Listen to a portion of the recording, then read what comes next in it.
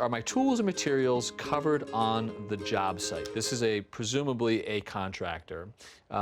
We've heard that answer, if you have that. Absolutely. But a subcontractor, Charlie's the general contractor, maybe this guy's a subcontractor, he's a plumber, he's got a lot of plumbing tools. Are his stuff covered through his policy, or does it come on like My Homeowners or Charlie's GC? So he needs to have that coverage on his policy. On his so policy. The plumber needs to take out that separate his coverage. own. Yep. Charlie's not paying for No. his plumber's tools if they're Right. stolen. I mean, think about it. I might have 6, 8 subs on a job, and all of a sudden, I'm carrying another $100,000 in liability. Yeah, and so the next question, which comes from James on YouTube. James, we appreciate you tuning in.